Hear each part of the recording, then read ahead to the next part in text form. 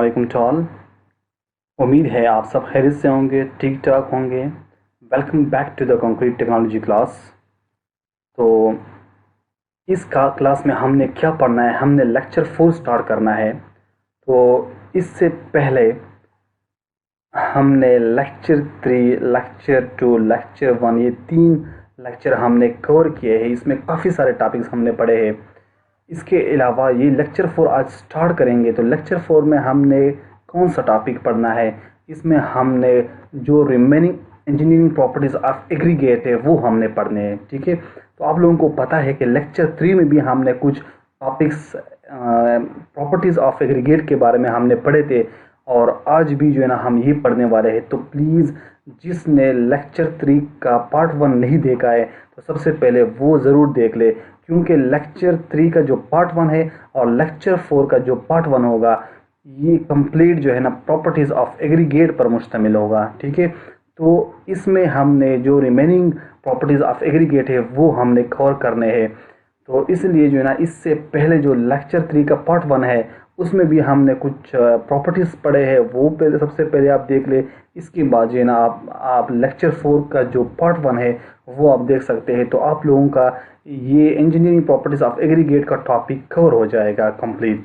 ठीक है, तो अच्छा आज कौन कौन से रिमेनिंग टॉपिक्स हमने पढ़ने हैं, प्रॉपर्टीज़ ऑफ एग्रीगेट हमने पढ़ने हैं। तो सबसे पहले हमारे साथ वाइड्स 5 प्रॉपर्टीज़ हमने लेक्चर 3 के पार्ट 1 में हमने कवर किए। ठीक है, अभी लेक्चर 4 का पार्ट 1 है ये हम तैयार कर रहे हैं। तो इसमें 6 प्रॉपर्टी हमने पढ़नी है वाइड्स। तो वाइड्स क्या हमारे साथ, ये भी एग्रीगेट की एक क्या है, इंजीनियरिंग प्रॉपर्टीज़ है। तो वाइड्स हम किसे कहते हैं, देखिए ज़रा यहाँ पे।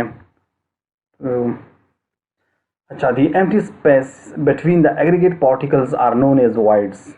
तो सिंपल डिफिनीशन है कि जो एम्प्टी स्पेसेस होते हैं हमारे एग्रीगेट पार्टिकल्स के बीच में, इससे हम वाइड्स कहते हैं। ठीक है, इसके अलावा वाइड्स की कैलकुलेशन हम किस तरह करते हैं। The volume of voids equal to the difference between the gross volume of aggregate mass and the volume occupied by the particle alone. यहाँ से हम वॉल्यूम ऑफ वाइड्स हम निकाल सकते हैं। किस तरह हम निकाल सकते हैं, जो हमारे साथ डिफरेंस होता है between the gross volume of aggregate mass, जो टोटल वॉल्यूम हमारे साथ होता है, and volume occupied by the particle alone, और जो पार्टिकल्स है एग्रीगेट है इसने जो वॉल्यूम ऑक्युपाई किया हुआ है, तो इस डिफरेंस को हम क्या कहते हैं, वॉल्यूम ऑफ वाइड्स। ठीक है, to the difference between the gross volume of aggregate, total जो हमारे साथ एग्रीगेट का क्या है, वॉल्यूम है। ठीक है, मीन्स मिसाल के तौर पर फॉर एग्जांपल मैं देता हूँ, एक हम वॉल्यूम कंसीडर करते हैं मिसाल के तौर पर 1 CFT।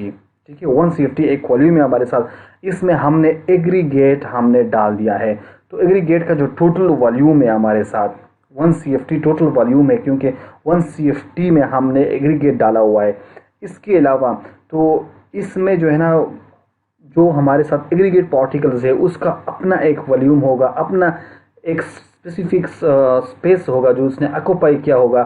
तो उससे हम क्या कहते हैं, volume occupied by the particle. Okay, तो टोटल वॉल्यूम जो है हमारे साथ जहाँ पे हमने एग्रीगेट डाला हुआ है, और जो एग्रीगेट का अपना स्पेसिफिक वॉल्यूम है हमारे साथ जिसने ऑक्युपाई किया हुआ है, तो वो वॉल्यूम जो है अगर आप टोटल से वो specific volume of aggregate of minus करेंगे तो आपके साथ क्या आ जाएगा, वॉल्यूम ऑफ वाइड्स आ जाएगा। ठीक है, उम्मीद है ये सेंटेंस आप भी समझ गए होंगे आप। इसके अलावा the angular aggregate have more voids than round aggregate, ये हमने पिछले लेक्चर्स में हमने ये क्लियर किया हुआ था। जो एंगुलर एग्रीगेट है इसमें मोर वाइड्स जो है ना होते हैं किस चीज़ की निस्बत से, राउंड एग्रीगेट की निस्बत से। ठीक है, इसके अलावा हमारे साथ 7 प्रॉपर्टी है, 7 property porosity and observation. Porosity क्या किसे कहते हैं, ऑब्जर्वेशन क्या कहते हैं, ये भी हमारे साथ एग्रीगेट की एक प्रॉपर्टी है। जरा देखिए definition, the minute holes form in rocks during solidification of the molten magma due to air bubbles are known as pores. ठीक है, rocks containing pores are called porous rocks. कुछ रॉक्स होते हैं जिसके पार्टिकल में, जहाँ पे मतलब रॉक्स में क्या होते हैं, चट्टानों में क्या होते हैं, पहाड़ों में क्या होते हैं, पत्थर ही होते हैं हमारे साथ, एग्रीगेट ही होते हैं हमारे साथ। तो कुछ एग्रीगेट ऐसे होते हैं जिसमें सुराख होते हैं, या तो आपको वो आंखों से नज़र आते हैं या आपको माइक्रोस्कोप से वो नज़र आएंगे, लेकिन इसमें पोर्स होते हैं। तो ऐसे रॉक्स को जिसके एग्रीगेट वगैरह में, जिसके पार्टिकल में, जिसके जो ना स्टोन्स में पोर्स हो, इसको हम कहते हैं पोरस रॉक। ओके, लेकिन ये पोरस रॉक किस तरह बनते हैं हमारे साथ, यहाँ पे देखो बहुत ही इंटरेस्टिंग जो है ना यहाँ पे सेंटेंस लिखी हुई है कि माइन्यूट होल्स हमारे साथ रॉक्स में बनते हैं। किस तरह बनते हैं, जब हमारे साथ मोल्टन मगमा जो होता है, जो लावा होता है, जो बाहर निकलता है, ठीक है, या जो है ना जो रॉक्स के अंदर होता है गर्म जो है ना हमारे साथ जिसे हम मगमा कहते हैं। तो इसकी जब सॉलिडिफिकेशन होती है, जब ये ठंडी होती है, तो क्या होता है, इसमें कुछ प्रोसेस होती है। प्रोसेस ये होता है कि इस दौरान हीट खारिज होती है। जब हीट खारिज होती है तो एयर जो होते हैं वो एंटर हो जाते हैं। तो एयर जब एंटर हो जाता है तो यहाँ पे बबल्स क्रिएट हो जाते हैं। तो ये बबल्स जो है ना ये हमारे साथ बन जाते हैं क्या, पोर्स। ठीक है, तो ऐसे एग्रीगेट जो जिसमें पोर्स होते हैं, जो ऐसे रॉक्स जिसमें के एग्रीगेट व इसके स्टोन में जो पोर्स होते हैं, उसको हम क्या कहते हैं, पोरस रॉक। ठीक है, जब मोल्टन मगमे की सॉलिडिफिकेशन होती है तो इस दौरान हीट खारिज होती है और एयर जो होता है, जो हवा होती है, वो अंदर दाखिल होती है, बबल्स इसमें क्रिएट करते हैं, और वहाँ पे जो होते हैं बुलबुले जहाँ पे बनते हैं वहाँ पे पोर्स जो है ना बन जाते हैं। तो ऐसे इसी तरह जो है ना हमारे साथ जो हमारे स्टोन होते हैं, एग्रीगेट होते हैं, वो पोर्स बन जाते हैं। ठीक है, इसके अलावा देखिए ये पोरोसिटी एंड अब्जर्प्शन, ये जो है ना एक दूसरे के साथ रिलेटेड है, इसलिए एक ही जगह पे मैंने लिखा हुआ है, क्योंकि जब पोरोसिटी ज़्यादा होती है तो एग्रीगेट में अब्जर्प्शन कैपेसिटी भी ज़्यादा होती है। अगर पोरोसिटी कम होती है, पोर्स कम होते हैं, तो अब्जर्प्शन कैपेसिटी भी हमारे साथ एग्रीगेट की कम होती है। ठीक है, तो वाटर अब्जर्प्शन किसे कहते हैं, क्या है हमारे, इसकी डिफिनेशन क्या है। The difference between the weight of the own dry aggregate and the weight of the saturated aggregate with surface dry condition. तो देखो यहाँ पे दो मेन इंपॉर्टेंट टर्म यूज हुए, ओन ड्राई एग्रीगेट, ये कर्सर आप देख रहे हैं जहाँ पे मैं मूव कर रहा हूँ, ओन ड्राई एग्रीगेट। सेकंड यहाँ पे यूज हुआ है सरफेस ड्राई एग्रीगेट। तो ये क्या है, तो चलो चलते हैं, सबसे पहले इसको क्लियर करते हैं। यहाँ पे देखिए, depending upon the amount of moisture content in aggregates it can exist in any of the four condition. हमारे साथ जो एग्रीगेट होते हैं on the basis of moisture, इसमें नमी कम है, ज़्यादा है, कितना है। ठीक है, तो इसी बेस पे हमने इसको मुख्तलिफ कंडीशन में डिवाइड किया है। कुछ एग्रीगेट ऐसे होते हैं जिसे हम कहते हैं ओन ड्राई एग्रीगेट। ये ओन ड्राई एग्रीगेट यहाँ पे देखिए ऊपर वाटर अब्जर्प्शन के सेंटेंस में के डिफिनीशन में हमारे साथ ये टर्म यूज हुआ है, ओन ड्राई एग्रीगेट। ये कौन से एग्रीगेट है, कोई भी आपसे क्वेश्चन कर सकता है, बहुत ही कॉमन क्वेश्चन है। ओन ड्राई एग्रीगेट किससे कहते हैं, हैविंग नो मॉइस्चर, जिसमें बिल्कुल मॉइस्चर होता ही नहीं है, जीरो होता है हमारे साथ। ठीक है, न इसके सरफेस के ऊपर होता है, न इसके अंदर पोर्स के अंदर होता है। ओन ड्राई एग्रीगेट इससे कहते हैं। इसके अलावा ड्राई एग्रीगेट क्या है, contain some moisture in its pores. Surface तो बिल्कुल खुश्क ही होता है, लेकिन जो इसमें पोर्स होते हैं, तो सारे पोर्स में हमारे साथ नमी नहीं होती है। ठीक है, पानी नहीं होता है, लेकिन कुछ ऐसे पोर्स होते हैं जिसमें मॉइस्चर होता है, उससे हम क्या कहते हैं, ड्राई एग्रीगेट। इसके अलावा सैचुरेटेड सरफेस ड्राई एग्रीगेट, ये कौन से हैं, पोर्स कंप्लीटली फील्ड, जो पोर्स होते हैं हमारे साथ वो कंप्लीटली फील होते हैं। इसके अलावा with moisture but no moisture on the surface, लेकिन इसका जो सरफेस होता है वो क्या होता है, वो हमारे साथ खुश्क होता है। ठीक है, सेचुरेटेड सरफेस ड्राई, देखो सेचुरेटेड होता है, जितने भी पोर्स होते हैं ये फिल होते हैं मॉइस्चर से, लेकिन इसका सरफेस जो होता है ये ड्राई होता है। तो ऐसे हमारे साथ एग्रीगेट जो होते हैं उसको हम कहते हैं सेचुरेटेड सरफेस ड्राई एग्रीगेट। इसके अलावा फोर्थ है कंडीशन, मोइस्ट और वेट एग्रीगेट। ये कौन से एग्रीगेट है जिसका सरफेस भी गीला होता है कंप्लीटली। ठीक है, इसके अलावा इसके जो पोर्स होते हैं वो भी पानी से फिल होते हैं, मॉइस्चर से फिल होते हैं। तो ऐसे एग्रीगेट को हम कहते हैं मोइस्ट और वेट एग्रीगेट। अभी समझ आया होगा, ठीक है, डिफरेंट कंडीशन का। तो यहाँ पे अभी देखिए, own dry aggregate and the weight of the saturated aggregate with surface dry condition. ये हमारे साथ क्या है, वाटर अब्जर्प्शन के मतलब हम हमारे एग्रीगेट ने कितना पानी जज़ब किया हुआ है। ठीक है, तो हमारे साथ मिसाल के तौर पर सबसे पहले हम क्या करते हैं, इसका प्रॉपर टेस्ट किया जाता है लेबॉर्ट्री में। सबसे पहले हम एग्रीगेट को खुश्क करते हैं, बिल्कुल ऑन ड्राई बनाते हैं कि इसमें कुछ भी नहीं है। तो इसके बाद हम इसका वज़न करते हैं, इसके बाद हम इसको पानी में रखते हैं, हम देखते हैं कि ये कितना पानी जो है ना जज़ब कर रहा है। तो जब पानी से हम निकालते हैं तो उसका सरफेस हम किसी कपड़े से क्या करते हैं, खुश्क करते हैं। इसलिए यहाँ पे लिखा हुआ है saturated aggregate with surface dry, ये इसका तरीका है, ठीक है। तो इसके बाद इसका फिर वेट करते हैं। तो ओन ड्राई एग्रीगेट का जो वेट होता है और सेचुरेटेड सरफेस ड्राई एग्रीगेट का जो वेट होता है, तो इसके डिफरेंस से हमारे साथ क्या आता है, वाटर की मकदार आती है, ठीक है, कि इस एग्रीगेट ने इतना पानी जज़ब किया हुआ है। समझ आया होगा, आई होप सो। इसके बाद ही हमारे साथ बल्किंग ऑफ सैंड, तो ये भी हमारे साथ एक प्रॉपर्टी है। सैंड क्या है हमारे साथ, ये भी एग्रीगेट है, फाइन एग्रीगेट है। तो ये भी एग्रीगेट की एक प्रॉपर्टी है। तो ये प्रॉपर्टी कहाँ पे अकर होती है, ये सैंड में होती है, ठीक है। ये कोर्स एग्रीगेट में नहीं होती है, फाइन एग्रीगेट में होती है, जिस तरह के सैंड है हमारे साथ। तो यहाँ पे देखिए, बल्किंग ऑफ सैंड किससे कहते हैं, means increase in its volume due to presence of surface moisture. Surface moisture की प्रेजेंस की वजह से, मौजूदगी की वजह से जब वॉल्यूम में इजाफा होता है, तो इसको हम कहते हैं बल्किंग ऑफ सैंड। ओके, यहाँ देखिए बल्किंग फैक्टर क्या है हमारे साथ, the ratio of the volume of the moist sand due to the volume of the sand when dry. तो फिर इससे हम कहते हैं बल्किंग सैंड। ये एक रेशियो है हमारे साथ, फैक्टर है, रेशियो है किस चीज़ का, volume of the moist sand. वो सैंड जो मोइस्ट होता है, गीला होता है, इसका कितना वॉल्यूम है, और जब ये ड्राई होता है तो इसका कितना वॉल्यूम है। इस रेशियो को हम कहते हैं बल्किंग फैक्टर। ओके, इसके अलावा for 4% moisture content there will be an increase in volume up to 20 to 30% depending upon sand grading. अगर 4% तक moisture content, MC means moisture content मौजूद हो, तो वॉल्यूम में कितना इजाफा होता है, 20 to 30% हमारे साथ इजाफा होता है। लेकिन फिर भी एक यहाँ पे चीज़ है जो कि इसके ऊपर डिपेंड कर रहा है, वो क्या है, सैंड ग्रेडिंग के ऊपर। 20-30% हम लिमिट ले रहे हैं, लेकिन एक फिर भी जो है ना यहाँ पे एक चीज़ है जिसके ऊपर ये डिपेंड कर रहा है, वो क्या है, सैंड ग्रेडिंग के ऊपर। वो कैसे, if the sand is more fine there will be the more increase in volume. अगर जितना भी हमारा मटेरियल फाइन होता जाता है, इसमें बल्किंग का फिनोमेना ज़्यादा होता जाता है, ठीक है, बल्किंग ज़्यादा होती है इसमें। तो अगर सैंड बहुत ही फाइन हो तो इसके वॉल्यूम में काफ़ी ज़्यादा इजाफा होगा, ठीक है। इसके अलावा fine sand bulk more than coarse sand, यहाँ पे लिखा हुआ भी है सैंड के हमने मुख्तलिफ फाइन सैंड है, कोर्स सैंड है, मीडियम सैंड है, ये इसके size, the basis of size ये हमने पढ़े थे। तो फाइन सैंड जो होता है, क्योंकि इसके पार्टिकल फाइन होते हैं, बहुत ईजिली एक दूसरे से जुदा हो जाते हैं, इसके वॉल्यूम में फिर इजाफा हो जाता है। तो इसी तरह जो है ना बल्किंग बहुत ज़्यादा होती है किस चीज़ में, फाइन सैंड में, किसकी नस्बत से, कोर्स सैंड की नस्बत से, ठीक है।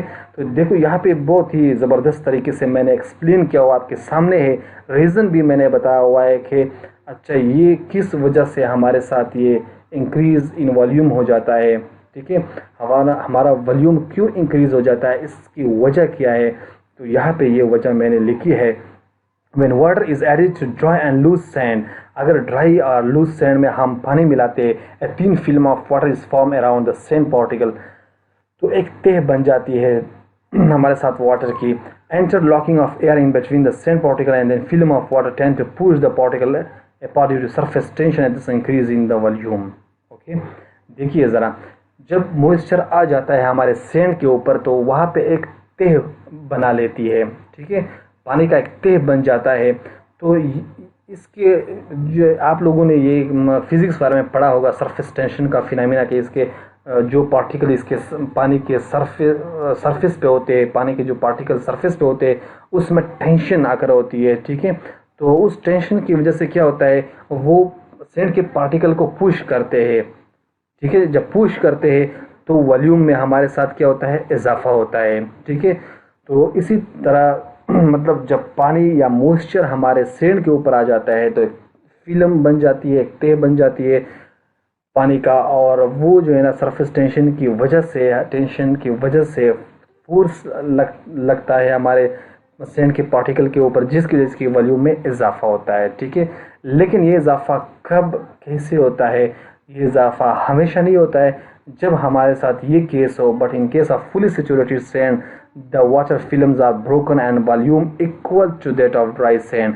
देखिए, अगर हमारे साथ फुली सैचुरेटेड कंडीशन हो, मतलब हम बहुत ज़्यादा अगर पानी मिलाते हैं सैंड में, तो सैंड का जो वॉल्यूम होता है हमारे साथ, वो सेम टू सेम होता है हमारे साथ ड्राई सैंड का।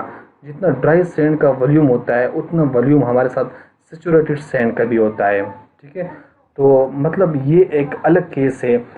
तो बल्किंग कब जो है ना हमारे साथ होती है ये, ठीक है।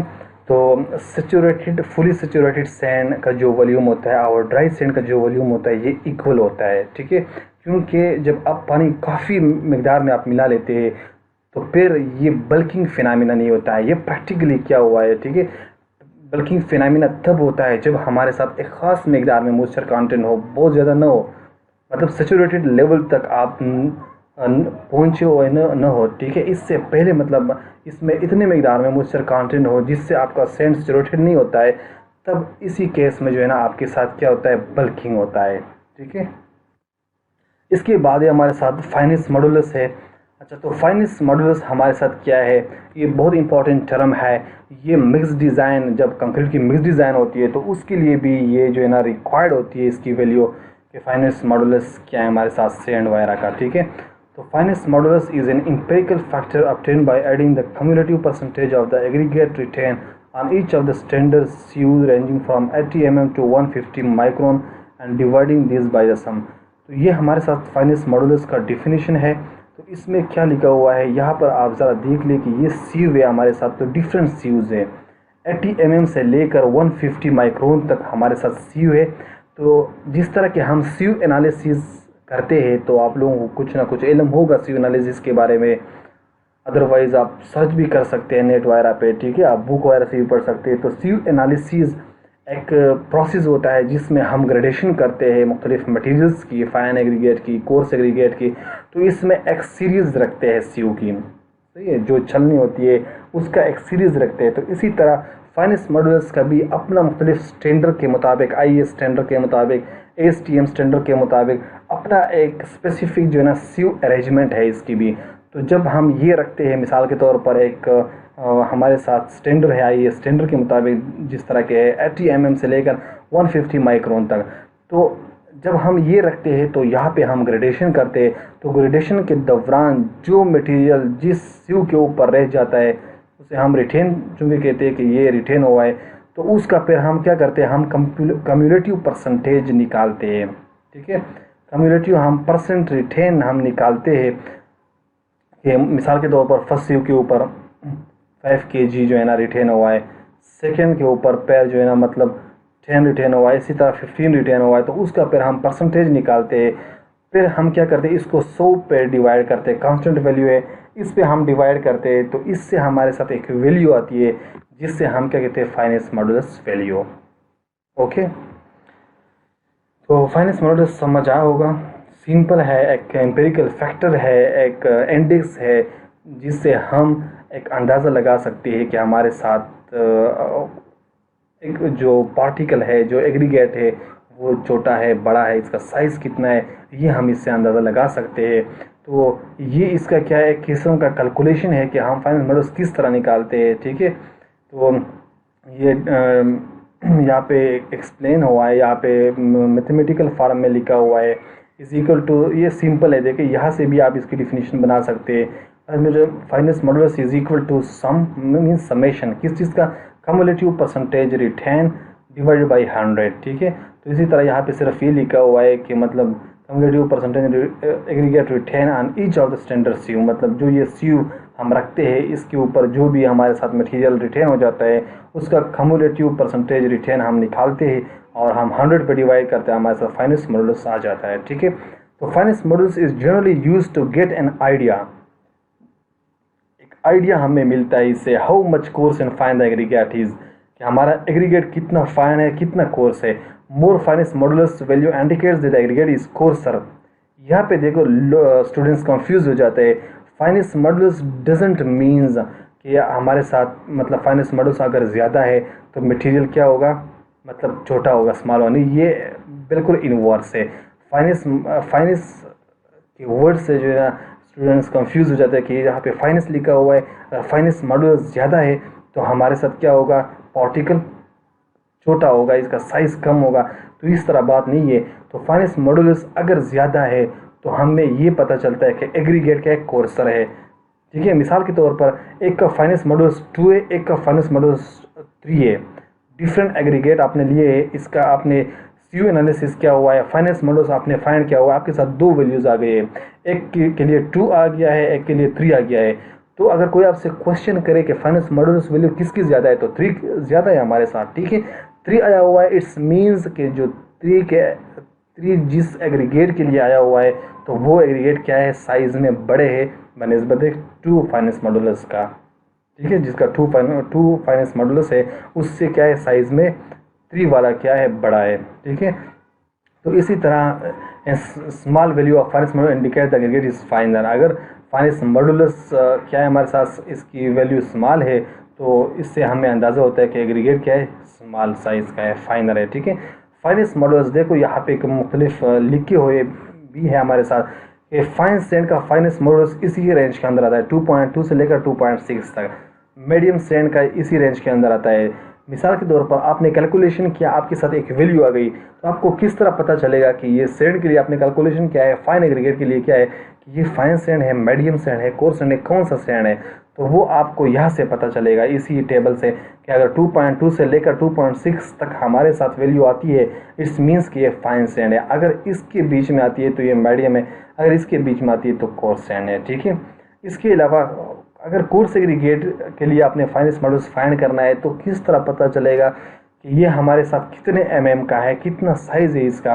मिसाल के तौर पर देखिए, अगर आपके साथ फाइनेंस मॉडल 6 से लेकर 6.9 तक आ रहा है तो आपके साथ ये कोर्स एग्रीगेट कितने साइज़ का है, 20 mm का है, ठीक है। इसी तरह अगर इसी बीच में फाइनेंस मॉडल्स आ रहा है तो आपके साथ 40 mm का है।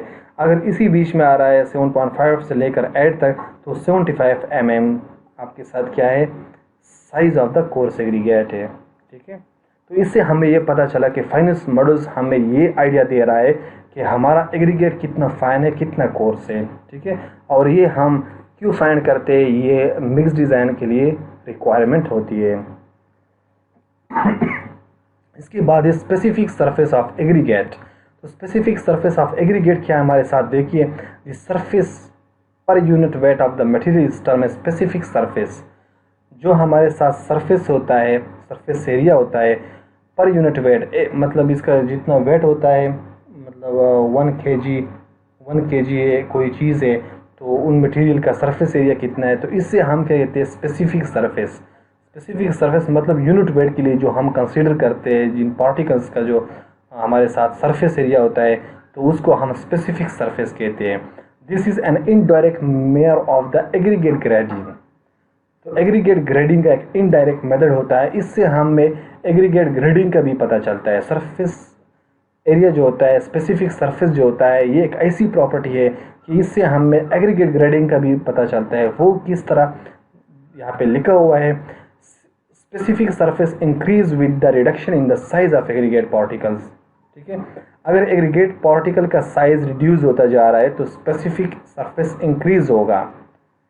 किसी भी स्पेसिफिक जो है हमारे साथ अगर कोई एग्रीगेट है, अगर उसका स्पेसिफिक सरफेस ज़्यादा हो तो इट्स मीन्स कि इसका एग्रीगेट पार्टिकल का जो साइज़ है वो क्या है, वो रिड्यूस हो गया है।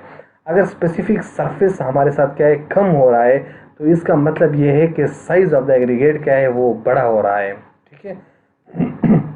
इसके अलावा specific surface area of the fine aggregate is very much more than that of coarse aggregate. लाजमी बात है, जितना मटेरियल फाइन होगा इसका स्पेसिफिक सरफेस एरिया क्या होगा, ज़्यादा होगा। जितना मटेरियल कोर्सर होता जाएगा, बड़ा होता जाएगा, साइज़ इसका बड़ा होता जाएगा, तो उतना जो है ना उसका स्पेसिफिक सरफेस एरिया कम होता जाएगा, ठीक है। ये हमने फाइनेंस ऑफ द सीमेंट में भी हमने ये टॉपिक क्लियर किया हुआ था कि जितना आप मटेरियल को आप पीसेस में डिवाइड करेंगे, आप स्मॉल बनाएंगे तो इसका सरफेस एरिया बढ़ेगा, ठीक है। इसके बाद है हमारे साथ डिलीटेरियस मटेरियल्स। ओके, ये भी हमारे साथ एक एग्रीगेट की प्रॉपर्टी होती है, हमने इसको भी स्टडी करना है क्योंकि अगर ऐसे मटेरियल है कि जो डिलीटेरियस है आपने मिला लिए तो हमारा कंक्रीट ख़राब हो जाता है, ठीक है। तो aggregate should not contain any harmful material in such a quantity so as to affect the strength and durability of the concrete. Aggregate ऐसी चीज़ें हमने कंक्रीट में नहीं मिलानी है जो हार्मफुल मटेरियल हो, ठीक है, उसकी वजह से हमारा स्ट्रेंथ और ड्यूरेबिलिटी अफेक्ट हो जाता है। तो ऐसे हार्मफुल मटेरियल को हम क्या कहते हैं, डिलीटेरियस मटेरियल। डिलीटेरियस मटेरियल का डिफिनीशन आपने देख लिया। डिलीटेरियस मटेरियल में खास one of the following effect, अगर आपने डिलीटेरियस मटेरियल हार्मफुल मटेरियल आपने मिला लिए तो उसका एक ना एक जो है ना इफेक्ट ज़रूर होता है। और वो क्या होता है, इफेक्ट्स आपके सामने है। To interfere hydration of cement, जो सीमेंट का हाइड्रेशन प्रोसेस होता है वो इफेक्ट हो जाता है, या तो बहुत तेज़ हो जाता है या कम हो जाता है, ठीक है, उसके ऊपर इफेक्ट होता है। To prevent development of proper bond, second number पे है जो प्रॉपर बॉन्ड बनता है coarse aggregate, fine aggregate, cement का, तो वो डिस्टर्ब हो जाता है अगर डिलीटेरियस मटेरियल इसमें ऐड हो गया है, ठीक है। इसके अलावा to reduce strength and durability, strength और ड्यूरेबिलिटी के ऊपर अफेक्ट करता है, ठीक है। To modify setting time, sitting time हमारे साथ इफेक्ट हो जाता है। अगर 30 मिनट है तो मे भी जो है ना कम ज़्यादा हो जाए। तो इसी तरह हर फिल्म मटेरियल का ये एक नुकसान होता है, कोई ना कोई जो है ना मतलब इसमें इफेक्ट क्रिएट कर लेता है, ठीक है। इसके बाद है deleterious material generally found in aggregate may be grouped as, देखिए मुख्तलिफ एग्रीगेट में डिलीटेरियस मटेरियल आपको मिल जाएंगे लेकिन मुख्तलिफ ग्रुप की शक्ल में, या तो ऑर्गेनिक इम्प्योरिटीज़ की शक्ल में, ऑर्गेनिक जो हम मुख्तलिफ मतलब ऑर्गेनिज्म से हम हासिल करते, जानदार चीज़ों से हम हासिल करते, तो कुछ कभी कभार हमारे साथ ऐसे मटेरियल हमारे एग्रीगेट में आ जाते हैं, ठीक है। इसके अलावा क्ले आ जाता है, सिल्ट आ जाता है, डस्ट आ जाता है, सॉल्ट कंटेमिनेशन आ जाता है, जो कि रिक्वायर्ड नहीं है हमारे साथ, जो कि अनडिज़ायरेबल है हमारे साथ। अगर यही मटेरियल हमारे एग्रीगेट में मिल जाते हैं, मिक्स हो जाते हैं, तो अगर ऐसे एग्रीगेट को आपने यूज़ किया तो ये मुख्तलिफ जो है ना फैक्टर्स मैंने आप लोगों के सामने रखे कि मुख्तलिफ किस्म के इफ़ेक्ट जो है ना वो कर सकते हैं। या तो हाइड्रेशन को ख़राब कर सकता है हमारा, या तो प्रॉपर बॉन्ड को ख़राब कर सकता है, या तो स्ट्रेंथ और ड्यूरेबिलिटी पे उसका बुरा असर होता है, या हमारा सेटिंग टाइम इफेक्ट करता है। तो ये हमारे साथ इसका नुकसान होता है। तो इसलिए इसी प्रॉपर्टी को हम इसलिए पढ़ते हैं ताकि इस नुकसान से हम बच जाए, ठीक है। इसके अलावा ये भी एक प्रॉपर्टी है क्रशिंग वैल्यू। तो क्रशिंग वैल्यू क्या हमारे साथ, देखिए aggregate crushing value gives a relative measure of resistance of an aggregate to crushing under gradually applied compressive load. Crushing value का मतलब ये है कि किसी चीज़ के ऊपर जब आप एक लोड डालते हैं वो कौन सा लोड होना चाहिए, कंप्रेसिव लोड होना चाहिए। तो इस लोड के नीचे अगर वो क्रश हो जाता है तो हम कहते हैं कि ये क्या है, इसकी क्रशिंग वैल्यू है, मतलब इतने लोड के बाद ये क्रश हो गया है। तो एग्रीगेट के लिए भी हम क्रशिंग वैल्यू फाइंड करते हैं कि ये कितना मजबूत है, कंप्रेसिव लोड कितना ले सकता है। तो क्रशिंग वैल्यू हमारे साथ ये है relative measure of resistance of to crushing, मतलब आप कंप्रेसिव लोड लगा रहे तो इसकी एक मेजरमेंट होती है, इसकी एक पैमाइश होती है कि कितना लोड ये ले सकता है। इसको हम क्या कहते हैं, crushing value. The aggregate crushing value strength value is a useful factor to know the behavior of aggregate when subjected to compressive load। तो क्रशिंग स्ट्रेंथ हम क्यों फाइंड करते हैं, एक यूजफुल फैक्टर है हमारे साथ जिससे हमें ये पता चलता है कि ये कितना जो है ना कंप्रेसिव लोड ले सकता है, ठीक है। इसके बाद ये हमारे साथ impact value.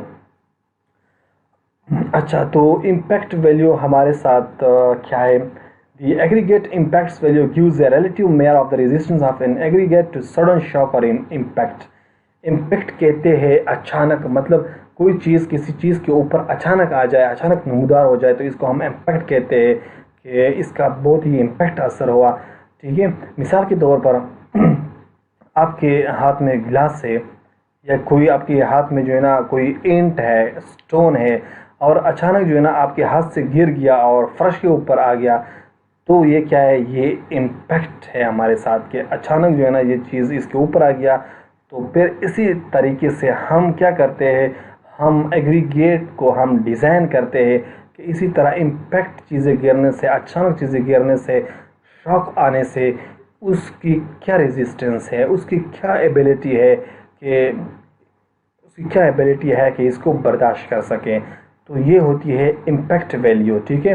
The aggregate impact value gives a relative measure of resistance of an aggregate to sudden shock or impact। Okay, कोई भी इम्पैक्ट अचानक कोई लोड जब आ जाता है, कोई शॉक आ जाता है, तो इसको मतलब हम क्या करते हैं, हम मेयर करते हैं कि एग्रीगेट ये कितना जो है ना इम्पैक्ट जो है ना चीज़ ले सकता है, इम्पैक्ट फोर्स ले सकता है। तो इसको हम क्या कहते हैं, इसकी पर हम इम्पैक्ट वैल्यू कहते हैं कि इस एग्रीगेट की इम्पैक्ट वैल्यू ये है। तो ये सारे जो प्रॉपर्टी हम पढ़ रहे हैं इसकी प्रैक्टिकली हम लेबॉर्ट्री में बाकायदा इसका टेस्ट करते हैं और हम इसकी वैल्यूज़ हम निकालते हैं, ठीक है। तो जितना जो है ना हमारा एग्रीगेट की इम्पैक्ट वैल्यू ज़्यादा होगी तो इतना एग्रीगेट हमारा अच्छा होगा, ठीक है। इसके अलावा है हमारे साथ एब्रेशन वैल्यू ऑफ एग्रीगेट। तो एब्रेशन वैल्यू क्या है हमारे साथ, abrasion value gives a relative measure of resistance of an aggregate to wear when it is rotated in a cylinder along with some abrasive charges. असल में देखिए ये होता है एब्रेशन वैल्यू कि रेजिस्टेंस के खिलाफ, मतलब दो आपने पत्थर लिए हैं, एग्रीगेट लिए हैं, आप एक दूसरे को रब कर रहे हैं, रगड़ा रहे हैं, तो ये मतलब कितनी देर बाद जो है ना ये इसमें कोरिजन आ जाता है, एक दूसरे को ख़त्म कर लेते हैं, इसका सरफेस ख़राब हो जाता है। तो ये क्या है हमारे साथ, ये इसकी एब्रेशन वैल्यू है। अगर आप काफ़ी ज़्यादा जो है ना आप स्लाइडिंग करें मुख्तलिफ एग्रीगेट की और वो फिर भी जो है ना स्ट्रांग हो, इसके एजेस ख़राब नहीं हो रहे हो, इसका सरफेस इफेक्ट नहीं हो रहा है, तो इट्स मीन्स कि इसका एब्रेशन वैल्यू काफ़ी ज़्यादा है, ठीक है। एब्रेशन वैल्यू जिसका जितना ज़्यादा होगा वो इतना ही अच्छा एग्रीगेट होगा, इतना ही स्ट्रांग एग्रीगेट होता है। तो एब्रेशन वैल्यू भी हम क्या करते हैं, चेक करते हैं कि मतलब रेजिस्टेंस के खिलाफ। यहाँ पे देखिए इम्पैक्ट वैल्यू क्या है, इम्पैक्ट या सडन शॉक के लिए हम यहाँ पे बात करते हैं कि कितना रेजिस्टेंस ये देगा, और यहाँ पे रेजिस्टेंस की बात होती है कि एग्रीगेट की कितनी रेजिस्टेंस होगी लेकिन अगेंस्ट वेयर एंड टियर, ठीक है। मतलब वेयर एंड टियर का मतलब ये है कि जब आप इसको स्लाइड कर रहे हैं एक दूसरे के साथ, आप यहाँ पे रेजिस्टेंस प्रोड्यूस कर रहे हैं, ठीक है, फ्रैक्शन प्रोड्यूस कर रहे हैं, फ्रैक्शन की वजह से मतलब इसकी कितनी रेजिस्टेंस होती है कि इसके मतलब इसका एबल हो, इसका जो ना काबिल हो, इसमें इतना स्ट्रेंथ हो कि आपकी फ्रैक्शन की वजह से भी ये क्या है, क्या हो, मतलब डिस्टर्ब नहीं हो रहा है। तो इसको हम कहते हैं एब्रेशन वैल्यू। तो यहाँ पे ये कुछ एक्स्ट्रा लिखा हुआ है, where it is rotated in a cylinder along with some abrasive charge. Actually ये एब्रेशन वैल्यू जो हम फाइंड करते हैं तो इसके लिए लॉस एंजल्स एपरेटस टेस्ट से हम टेस्ट करते हैं इसका, ठीक है।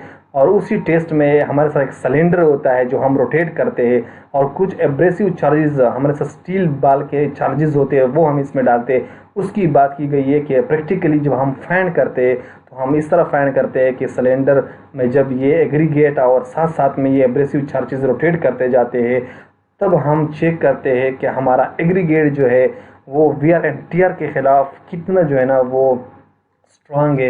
इससे जो वैल्यू हम निकालते हैं उसको हम कहते हैं एब्रेसिव वैल्यू, ठीक है। तो यहाँ तक हमारे साथ हमने टोटल 14 इंजीनियरिंग प्रॉपर्टीज़ पढ़े हैं और बहुत ही अच्छे अंदाज में, बहुत ही हमने काफ़ी अच्छे तरीके से हमने एक्सप्लेन कर लिए, और मैं उम्मीद रखता हूँ कि आप लोगों को ये चीज़ें समझ आई होगी, क्योंकि जितना हो सका मैंने मेहनत किया, मैंने आप लोगों को डिटेल के साथ जो है ना मैंने आप लोगों को पढ़ाया, आप लोगों को समझा। फिर भी आप लोगों का कोई भी क्वेश्चन है आप कमेंट्स कर सकते हैं, ठीक है। तो यहाँ तक जो है ना इंजीनियरिंग प्रॉपर्टीज़ हमारे कंप्लीट हो गई है। इंजीनियरिंग प्रॉपर्टीज़ किस चीज़ के, एग्रीगेट के, एग्रीगेट की है प्रॉपर्टी हमने अभी पढ़े हैं, ठीक है। तो मुख्तलिफ प्रॉपर्टीज़ कंक्रीट की भी है, वो हम नेक्स्ट लेक्चर में हमने पढ़ने। लेकिन ये प्रॉपर्टीज़ किस चीज़ के लिए है, ये एग्रीगेट के लिए है। तो ये 14 प्रॉपर्टीज़ हमने कंप्लीट कर ली है, ठीक है। इसके बाद वीडियो हम एंड करते हैं, लेकिन ये एक टॉपिक है, इसको हमने कवर करना है ताकि हमारा जो है ना फिर एग्रीगेट का टॉपिक जो है ना ख़त्म हो जाए, ठीक है। इसके बाद फिर नेक्स्ट न्यू टॉपिक की तरफ हमने न्यू वीडियो में हमने जाना है। तो एग्रीगेट हम यहाँ तक जो है ना कंप्लीट कर लेते हैं। तो लास्ट में हमारे साथ क्या है, purpose and uses of aggregate. Aggregate के बारे में फिर लोग ये भी पूछते हैं कि इसका पर्पज़ क्या है, यूजेस क्या है, इससे हम क्यों यूज़ करते हैं। तो कुछ ना कुछ एडवांटेज होगा इसका, ठीक है। प्रॉपर्टीज़ हमने इसके टाइप्स पढ़ लिया, हमने इसके इंजीनियरिंग प्रॉपर्टीज़ पढ़ ली, हम अभी यूजेस एंड पर्पजेज़ हम ऑफ एग्रीगेट पढ़ रहे हैं, ठीक है। तो ये लास्ट टॉपिक है हमारा एग्रीगेट के लिए के हवाले से। तो क्या है हमारे साथ, फर्स्ट ऑफ ऑल है increase the volume of the concrete. Aggregate को हम इसलिए यूज़ करते हैं कि कंक्रीट का वॉल्यूम इसके साथ बढ़ जाता है, ठीक है। तो जब वॉल्यूम बढ़ जाता है, वॉल्यूम किस तरह बढ़ता है, मीन्स के ज़्यादातर जो वॉल्यूम होता है, ठीक है, वो एग्रीगेट ही ऑक्यूपाई करता है, इसका मतलब ये है, ठीक है, कंफ्यूज नहीं होना है। तो इसलिए जो है ना हमारे साथ कास्ट क्या हो जाता है, वो रिड्यूस हो जाता है, क्योंकि एग्रीगेट बहुत ही इकोनॉमिकल है, बहुत ही सस्ते रेट में आपको मिल जाते हैं बनस्बत किस चीज़ के, सीमेंट के। ठीक है, इसके अलावा सेकंड क्या है फ़ायदा, due to hardness separation resistance other property of aggregate to make concrete more durable strong and cheaper. हम क्यों जो है ना एग्रीगेट को यूज़ करते हैं, इसका मकसद क्या है, क्योंकि इसकी मुख्तलिफ इंजीनियरिंग प्रॉपर्टीज़ हमने पढ़े, हार्डनेस है, एब्रेशन है, और मुख्तलिफ अदर प्रॉपर्टीज़ हमने पढ़े, इम्पैक्ट वैल्यूज़ है। तो इसी ही प्रॉपर्टीज़ की वजह से हम क्या करते हैं, हम एग्रीगेट को यूज़ करते हैं, जिसकी वजह से हमारा कंक्रीट ड्यूरेबल, स्ट्रॉन्ग, चीपर, ये सारे जो है ना मतलब हमारा कंक्रीट जो है ना इसको ये चीज़ें मिल जाती है। ठीक है, इसके अलावा प्रोवाइड डायमेंशनल स्टेबिलिटी, एक फ़ायदा इसका ये है, इसलिए हम इसको यूज़ करते हैं। प्रोवाइड डायमेंशन स्टेबिलिटी, हमें एक स्पेसिफिक डायमेंशन ये प्रोवाइड करता है, डायमेंशन की स्टेबिलिटी इसके साथ हो जाती है, क्योंकि ये काफ़ी स्ट्रांग है, काफ़ी जो है ना स्टेबल है हमारे साथ। तो इसलिए जो है जो चीज़ हम इससे कास्ट करते हैं, कोई भी हमने बना, तो इसका डायमेंशन क्या होता है, स्टेबल होता है, ये इजीली डिस्टर्ब नहीं होता है, इसका वॉल्यूम जो है ना मतलब डिस्टर्ब नहीं होता है। तो इसलिए जो है ना इसको भी हम यूज़ करते हैं। इसका एक थर्ड फ़ायदा ये कि ये डायमेंशंस है, और भी काफ़ी जो है ना इसके एडवांटेजेस है वगैरह है, हमारे साथ यूजेस है। तो आप खुद भी जो है ना आप मज़ीद रिसर्च कर सकते हैं। तो यहाँ तक हमारा जो है ना एग्रीगेट का टॉपिक था, ये हमने कवर कर लिया। हमने मुख्तलिफ इंजीनियरिंग प्रॉपर्टीज़ हमने पढ़ लिए। ठीक है, ये आप देख सकते हैं, ये मुख्तलिफ जो है ना इंजीनियरिंग प्रॉपर्टीज़ हमने पढ़ लिए। ठीक है, तो ये लेक्चर 4 है हमारा, लेक्चर 4 का पार्ट 1 हमने तैयार कर लिया। ठीक है, तो पार्ट 2 के लिए जो है ना फिर हम और नेक्स्ट टॉपिक को हमने चूज़ करना है। ठीक है, तो ये था आज का हमारा लेक्चर। उम्मीद है कि आप लोगों को समझ आया होगा। तब तक के लिए अल्लाह हाफिज़।